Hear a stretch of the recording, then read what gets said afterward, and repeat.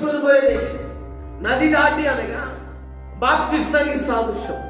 నీవెప్పుడైతే క్రీస్తుని నమ్మి బాప్తిజం తీసుకున్నావో అప్పుడు నీవేం చేసావంటే లోకము అనే నదిని నువ్వు దాటావు.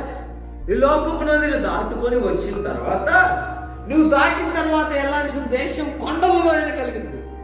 అంటే అక్కడ కానాను గురించి దేవుడు చెప్పాడు. నేను అంటున్నాను పరమకానాను, పరలోక రాజ్యం మనకు ఉంది. పరలోక రాజ్యం వెళ్ళాలంటే అమ్మ భాష కొండలు లోయలు కలిగిన దేశాన్ని దాటి వెళ్ళాలి. మనం కొండలు ఉంటాయి, లోయలు ఉంటాయి. కొండలు అనగా ఉన్నత శిఖరాన్ని అనగా ఎత్తులు చూపిస్తుంది.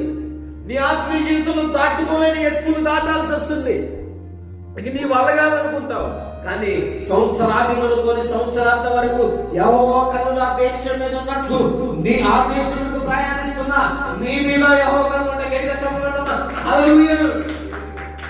సంవత్సరాది మొదలుకొని సంవత్సరాంత వరకు యెహోవా కన్నులు నీ మీద కూడా ఉదయిస్తాయి, ఖచ్చితంగా ఉంటాయి.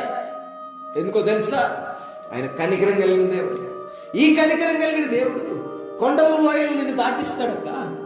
చాలా ఆత్మీయమైన మాట నేను చెప్తున్నా, చాలా జాగ్రత్తగా. నీ ఆత్మీయ జీవితంలో కొండలు ఇలాంటి సమస్యలు ఎదురవుతాయి, లోయలు లాంటి సమస్యలు ఎదురవుతాయి. వాటిని నువ్వు ఎలా దాటుతావో నీకే తెలియకుండా దాటిస్తాడు. గట్టిగా చెప్పడం ఆనాడు ఇశ్రాయేలు ప్రజలు ఏమాత్రం కష్టం లేక పగలు మేఘస్తంభమై రాత్రి అగ్నిస్తంభమై వారిని ఇదిగో పరమకాలంలో చేరేంత వరకు వారికి తోడుగా ఉన్న దేవుడు ఈరోజు నీతో మాట్లాడుతున్నాడు. తమ్ముడా, ఆయన అంటాడు, నేను మీకు స్థలాన్ని సిద్ధపరచుకొని వెళ్తున్నాను. నేను వెళ్ళి వేరొక ఆదరణ నేను వెళ్తాను, వెళ్ళి స్థలాన్ని సిద్ధపరచలేడు. నేను నా తండ్రి అనేక నివాసం కలవని అని చెప్తాడు కదా. నీవు నేను పరలోక రాజ్యానికి చేరడానికి, ఆ పరలోక రాజ్యం వెళ్ళడానికి మనకు కొండలు లోయలు ఉంటాయి. మన నివాసానికి మనం చేర్చుకోవడానికి అనక ఖచ్చితంగా ఎత్తుబలాలు దాటుతూ వెళ్ళాలి. ఎత్తుబలాలు నీవు దాటడం అవసరం లేదు. దేవుడు అంటున్నాడు, జాగ్రత్త అని చెప్తున్నాడు.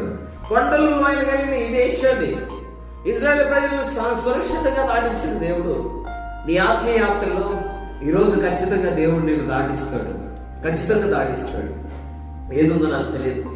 ఈ చివరి ఆదివారంలోకి మనం వచ్చాం కదా, భయపడుతున్నామేమో, ఇక ఈ భక్తి నేను చేయలేను, ఇక ఈ కొండలు నేను ఎక్కలేను, ఈ లోయలు ఎత్తుపల్లాలు నేను ఎక్కలేను. కొండలు లాంటి సమస్యలు నీకు ఎదురవుతాయి, లోయలు లాంటి సమస్యలు. లోయ దేనికి సాదృశ్యం అంటే తమ్ముడా, లోయ ఎలా ఉంటుందంటే లోయలో నుంచి కేకేసిన పైన ఎవరికి వినపడదు.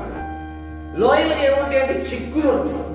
లోయలో ఏముంటాయి అంటే పైకి కనబడదు, పైన చూస్తున్నా కానీ పైన కనబడదు. అంటే నీ ఆత్మీయ జీవితంలో కూడా